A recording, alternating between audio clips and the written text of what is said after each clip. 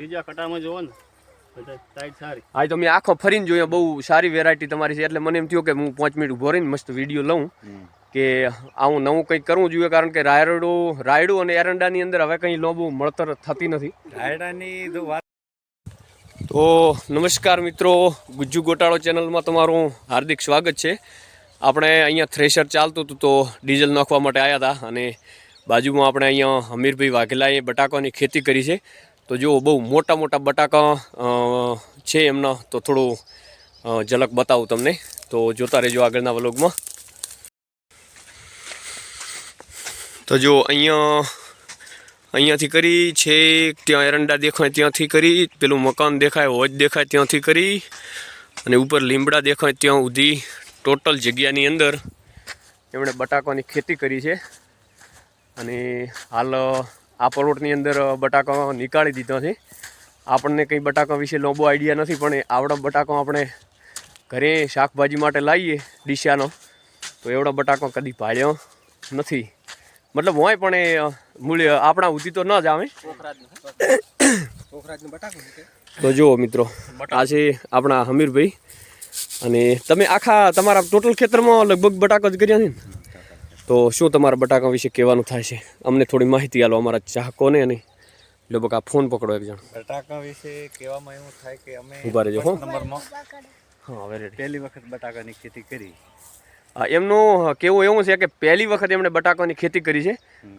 જો આ જો બટાકા તમે જોઈ શકો છો, પોખરાજની વેરાયટી છે. પોખરાજ બિયારણ, પોખરાજ ને પોખરાજનું બિયારણ કહેવાય આપણી સાદી ભાષામાં કહીએ તો. અને એમણે પહેલી વખત બટાકા કર્યા છે.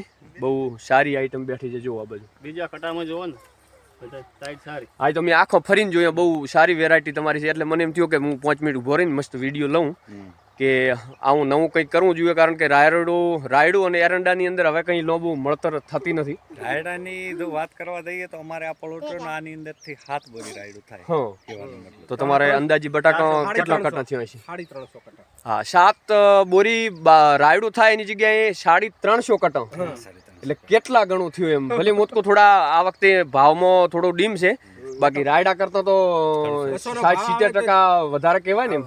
હા, તો આવું કન્વરજી હમણાં એક દિવસ મિટિંગમાં તમે આવ્યા હતા ગામની અંદર, તો કન્વરજી કહેતા હતા એ પ્રમાણે કંઈક નવું કરશો તો તમને કંઈક મતલબ વધારાનું મળશે.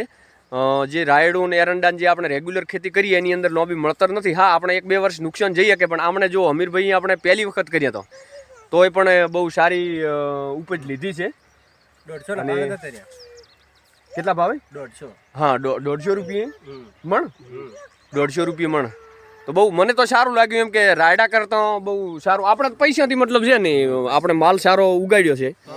બીજું શું કહેવા માંગશો બટાકા વિશે? મારું કહેવાનો મતલબ એવો છે કે અમે ફર્સ્ટ નંબરની અંદર બટાકાની ખેતી કરી, પણ એ પ્રમાણે ભગવાન પરમાત્માની, કૃષ્ણ ભગવાનની દયાથી આપણને આખા ખેતરની અંદર ફર્સ્ટ નંબરની અંદર બિયારણ બધું નીકળશે. અને ડીસાના લક્ષ્મીપુરાના મારા મિત્રો છે, એમણે આવીને આ વિઝિટ કરી. એમનું કહેવું એવું છે કે અમારા કરતાં તમારા બટાકાનું ઉત્પાદન સારું અને મોટું છે, બેસ્ટ ક્વોલિટી.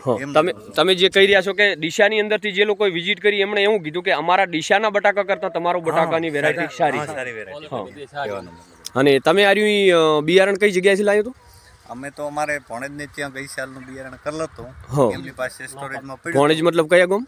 આપણે કૃષ્ણા એગ્રો સેન્ટર પ્રકાશભાઈ. હા, તો કૃષ્ણા એગ્રો પ્રકાશભાઈને આપણે પણ આપણા મિત્ર છે, તો એમને ત્યાંથી એમણે ઘરે બિયારણ બનાવ્યું હતું, મતલબ એમના બટાકાની અંદરથી. હા, તો પ્રકાશભાઈ જોડેથી બિયારણ લાવ્યું હતું. કંઈ ખાસ એમાં મજૂરી કરી નથી, મતલબ કે ગોતવા નહીં ગયા. તો બીજું શું કહીશો બટાકા વિશે તમે? બસ અમારો તો કહેવાનો મતલબ છે કે એવો કે આની અંદર ખૂબ ધ્યાન રાખીને આવતી સાલ પણ ભગવાન પરમાત્માને પ્રાર્થના કરીએ અને આથી પણ અઢળક માલ આપે. અને બીજા પણ આજુબાજુના અમારા ખેડૂતોને કેવું છે કે બટાકો 100% આપણી જમીનને અનુકૂળ છે, અને બીજા આજુબાજુના ખેડૂતોને જોઈને પણ આની ખેતી કરાય. ભાવનો તો મતલબ એવું છે કે એક સાલ કોઈ થોડા ઘણો વધઘટ. હા, ભાવમાં તો કેવું છે, રાયડામાં ને એરંડામાં ડિફરન્ટ આવતો હોય છે, બાકી સફળતા 100% આની અંદર છે. તો અમીરભાઈનું કેવું એવું છે કે ભાવમાં ભલે થોડું એકાદ વર્ષે આગા પાછું રહેતું હોય, બાકી આપણી મતલબ અમીરભાઈની ખેતીમાં થાય તો મારી ખેતી 1 કિલોમીટર દૂર છે, તો જમીનમાં કંઈક 1 કિલોમીટરમાં લોબો ફરક હોય નહીં. એમણે ટ્રાય કર્યો છે, તો હવે મતલબ થાય તો છે એવું નક્કી થઈ ગયું. તમારા જેવા 2-4 મિત્રો બીજા પણ ખેતી કરે છે, એટલે એનો મતલબ આપણી ખેતીની અંદર બટાકું સફળ રીતે થાય છે. તો આ વ્લોગ બનાવવાનું બસ ખાસ એક જ કારણ હતું કે આપણા ચાળવા ગામની અંદર, લાખણી તાલુકાના ચાળવા ગામની અંદર બટાકાની ખેતી બહુ સારી. આ બીજે તો આપણે વિઝિટ કરી નથી, પણ કદાચ જવાનું થશે તો આપણે બીજે પણ વિઝિટ કરીશું. પણ આ ખેતરની અંદર બહુ સારા એવા બટાકા તમે જોઈ શકો છો કે 70 થી 80% આવડા છે બટાકા. બધા જેણા બટાકા નથી. તમે એમ કે આ એક બટાકું બતાવે છે એવું નથી. જો તમે આ બધા કટ્ટા પડ્યા તમે જોઈ શકો છો. ભરેલા બધી ટોટલ વેરાયટી મોટી છે. અને બીજું તો આપણે કેવું છે કે રાયડું કરતા હોઈએ ને તો એ ઝેણો દોણો મોટો દોણો તો હોય, પણ એ ક્વોલિટી બહુ સારી છે. તો થોડો ટ્રાય બધાએ કરવો જોઈએ. જય માતાજી, હર હર મહાદેવ. જોતા રહેજો આવા નવા વ્લોગ અને અમારી ગુજુ ગોટાળો ચેનલને સબસ્ક્રાઈબ કરવાનું ભૂલતા નહીં. જય માતાજી.